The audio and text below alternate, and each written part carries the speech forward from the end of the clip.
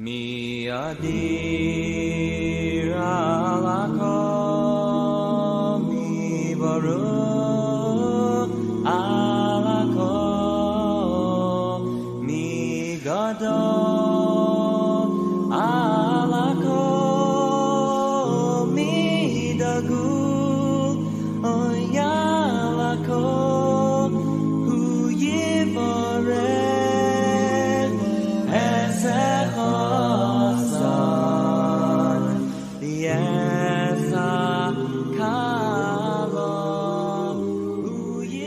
Les disciples avaient l'habitude de se réunir chez leur maître pendant la fête de Shavuot.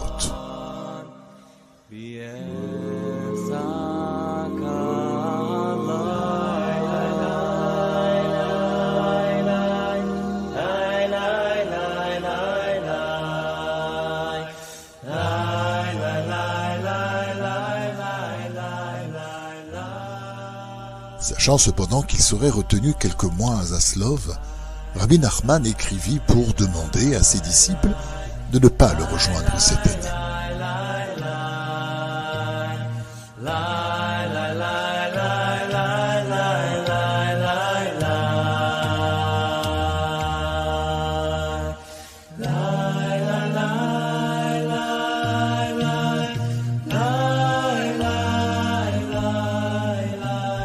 Le périple était ardu.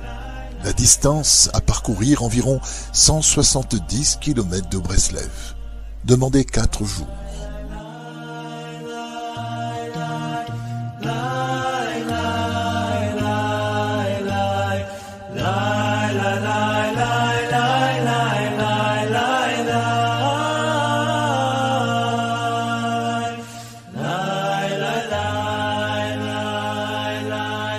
Rabbi Naftali, qui séjournait souvent à Breslev et avait vu le premier la lettre de Rabbeinu, écrivit immédiatement à Rabbi Nathan et à un grand nombre d'autres disciples pour s'assurer qu'il se rendrait bien chez lui pour Shavuot.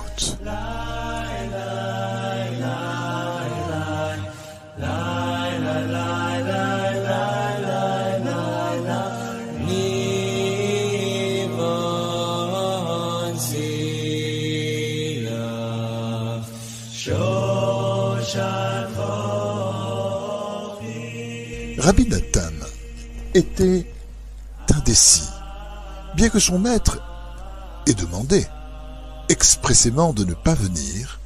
Il désirait être en sa compagnie à Shavuot. D'autre part, son beau-père tenait à ce qu'il demeure à Mohilev pour le seconder et assumer son intérim. Bien que son gendre n'eût que 27 ans, Rabbi Tzvi espérait toujours qu'il prendrait un jour sa succession.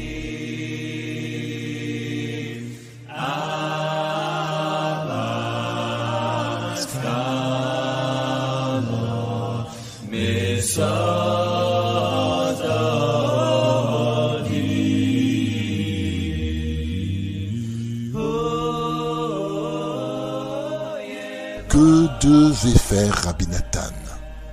Le désir de rejoindre son maître l'emporta finalement, et en dépit de l'opposition et des pleurs de sa famille, il prit ses affaires et partit, sans même avoir l'argent nécessaire du voyage.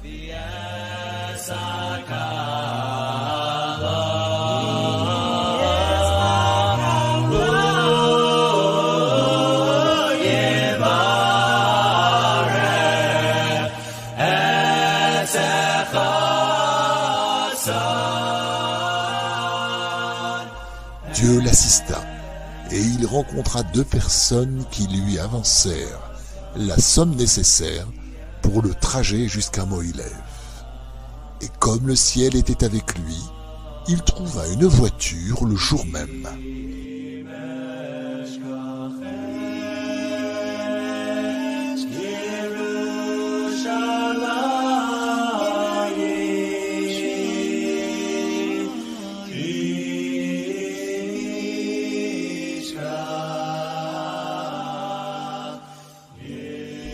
Il partit de Nemirov le jeudi 4 juin, tôt dans l'après-midi, Il devait arriver à Breslev avant le Shabbat pour se joindre aux autres.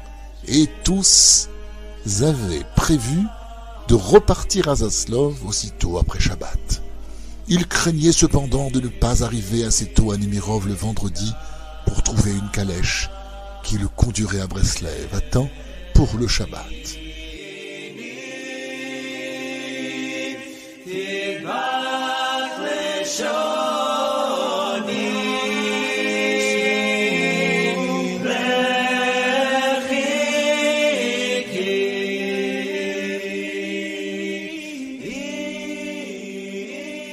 Lorsqu'il quitta Mohilev, Rabbi Nathan remarqua que la diligence qui le transportait était très vaste et tirée par 2 chevaux seulement, alors qu'une telle voiture exigeait un attelage de 3 ou 4 chevaux. Il en fit la remarque au cocher qui expliqua. L'autre cheval est tombé malade quelques kilomètres avant Mohilev et j'ai dû le laisser sur place. Nous le reprendrons au retour. Cela entraînerait donc une perte de temps, mais Rabbi Nathan ne perdait pas espoir.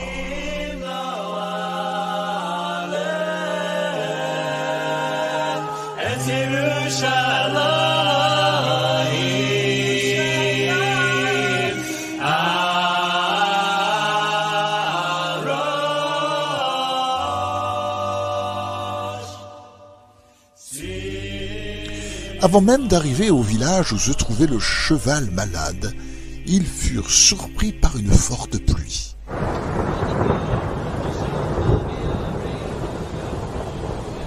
Et la route boueuse ne fit que les retarder davantage. Ils arrivèrent finalement au village pour apprendre que le cheval était mort. Le cocher perdit encore un temps précieux à se lamenter sur sa perte et à s'occuper de vendre la dépouille. La nuit tombait déjà lorsqu'ils repartirent.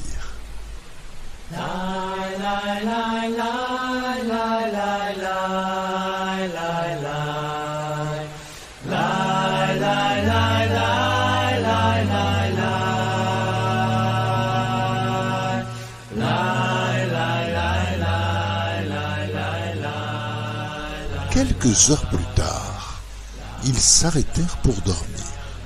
Ils étaient encore à 15 kilomètres de Mohilev et à 60 kilomètres de Nemirov. Le vendredi matin, ils ne couvrirent qu'une faible distance et ce n'est que vers midi qu'ils arrivèrent à Marchev, une petite bourgade à 50 kilomètres de Nemirov.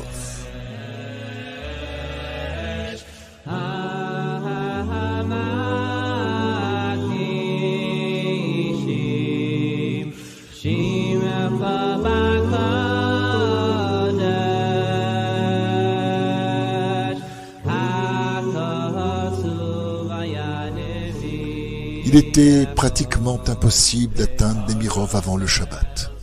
Dans le cas où il ne rejoindrait pas Breslev à temps, Rabbi Nathan n'aurait pas de calèche et ne pourrait pas aller avec ses amis à Zaslov. Il pensa louer un cheval pour aller à Breslev. Mais Marchev était une toute petite ville où l'on ne pouvait pas facilement disposer de chevaux rapides, sans compter qu'il n'avait pas suffisamment d'argent pour cela.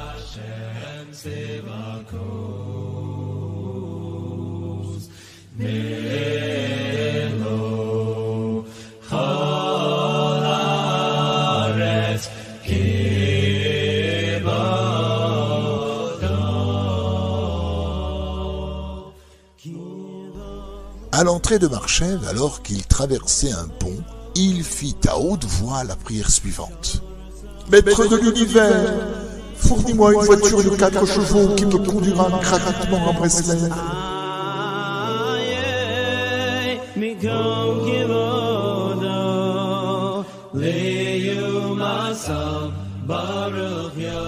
Le cocher esquiva un sourire narquois en entendant cette requête.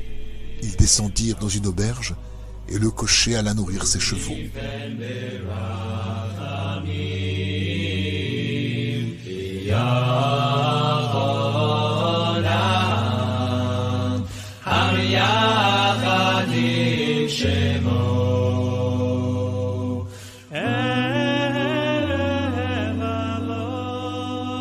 Rabbi Nathan s'assit pour manger. Il venait à peine de se laver les mains et se préparer à réciter la bénédiction sur le pain lorsque le cocher vint lui dire en toute hâte « Rabbi Nathan, votre prière a été entendue. Une voiture de 4 chevaux vient d'arriver et elle continue sur Breslev. Son propriétaire vous connaît et il accepte de vous prendre gratuitement. »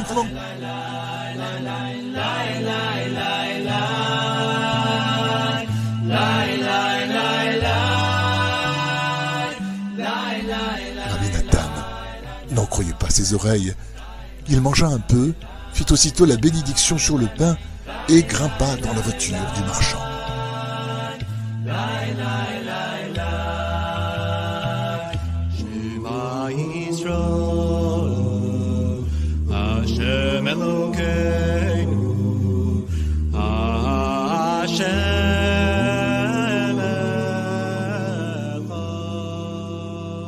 Ils arrivèrent à Breslev, bien avant l'entrée du Shabbat. Cependant, la voiture pour Zaslov étant au complet, Rabbi Nathan dut passer le Shabbat sur place.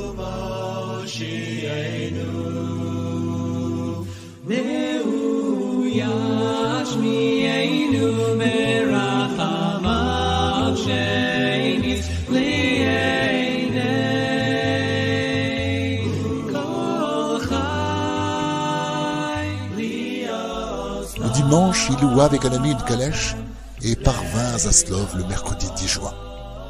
À leur arrivée, tous se rendirent à une synagogue connue sous le nom de synagogue du tailleur, où, selon leur habitude, ils récitèrent avec ferveur les prières à haute voix et particulièrement la supputation du Homer.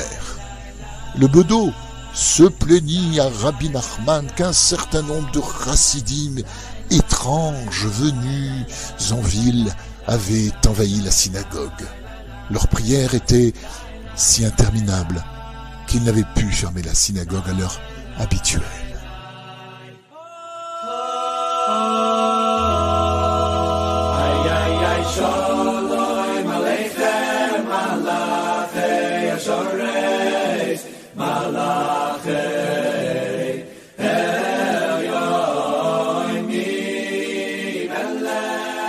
Rabbi Nachman se contenta de sourire et le bedeau comprit que ces chassidim faisaient partie de ses fidèles.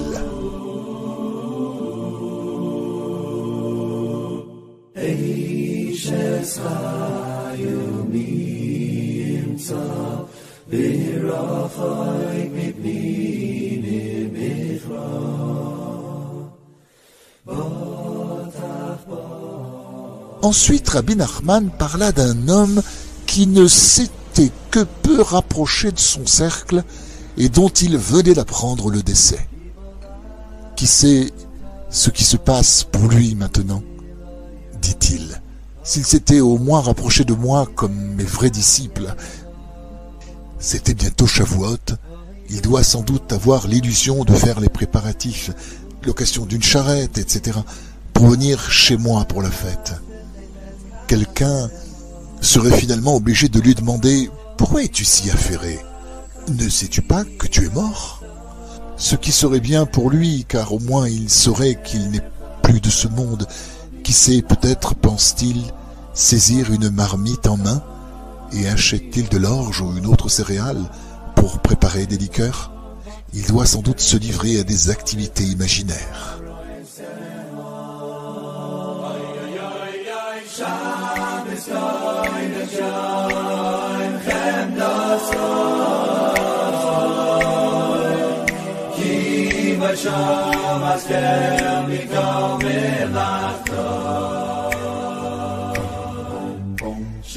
Après Shavuot, il dit cependant que cet homme avait en fait passé la fête avec lui. Des habitants de Zaslov étaient venus voir Rabbi Nachman. Ils lui racontèrent qu'un homme très riche avait donné une grosse somme d'argent au très vénéré Rabbi Baruch de Medjugorje. Rabbeinu désigna du doigt un juif très pauvre de Nemirov qui se tenait là et dit « Comparativement à ses moyens, ce malheureux m'a donné davantage que ce riche. »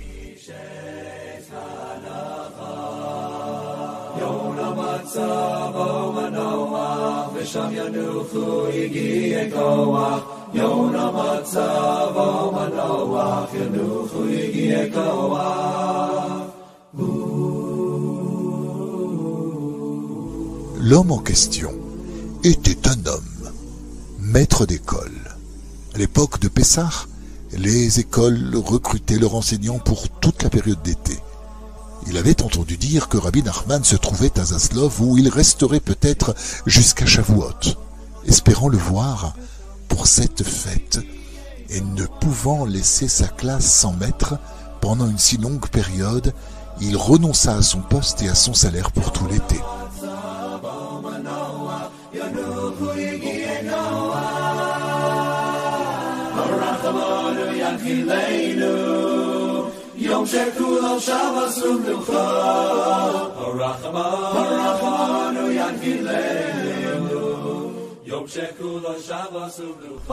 Voyez-vous, dit-il, il a offert son cœur pour se retrouver avec moi, et cela représente plus que le don de ce riche.